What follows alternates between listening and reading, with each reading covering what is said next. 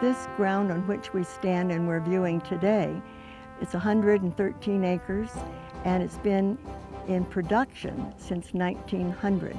Only more recently has it been not used in production, and it has been a mining park, the Tonopah Historic Mining Park.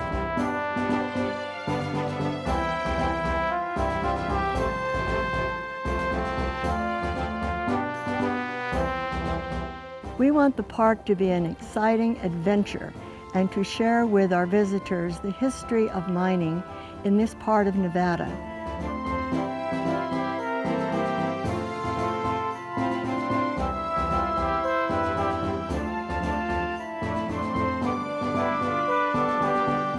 It was reported to me by the staff here at the mining park.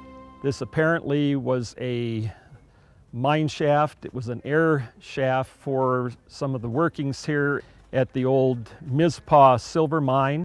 Once the mining ceased in the area, the shaft may have remained open for a number of years, but was eventually backfilled 20-some years ago to add additional space for the parking lot for the visitor center. And owing to snow and rainy conditions in the area, the backfill materials settled and the shaft opened up once again.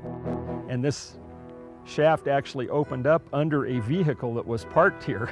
So that was a very unusual circumstance. Just the fact that it's so close to town and in such a busy area. It was very, very important that we get it permanently closed as quickly as possible.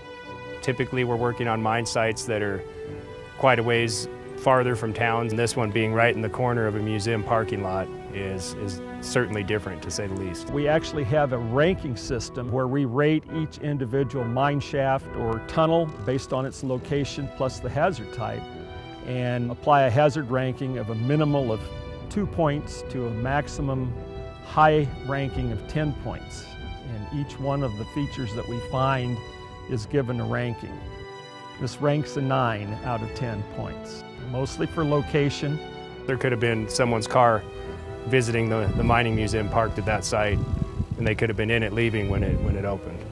We have a blockage or a partial blockage about 9 feet down, but when you throw a rock down below that, it travels considerably further. 40 to 50 feet was my estimate.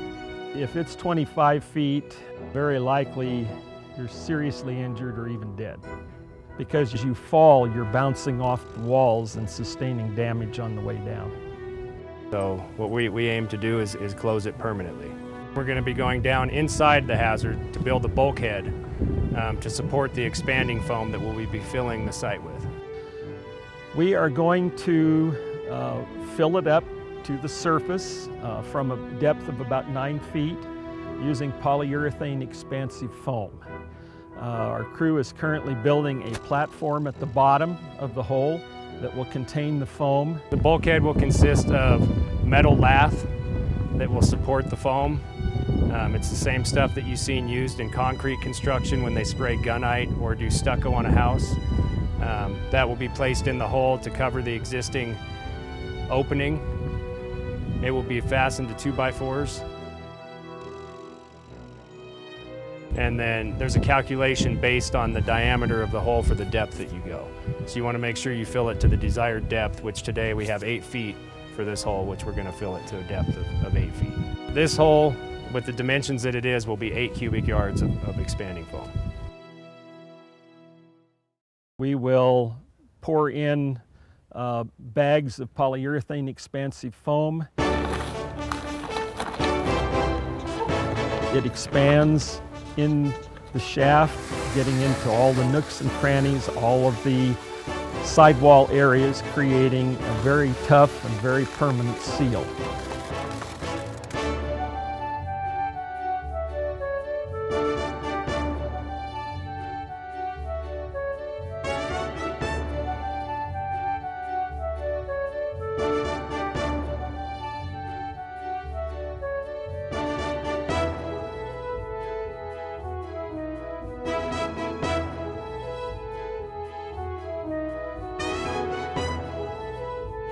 We have been asked to actually leave the foam exposed so that people can see it on the surface.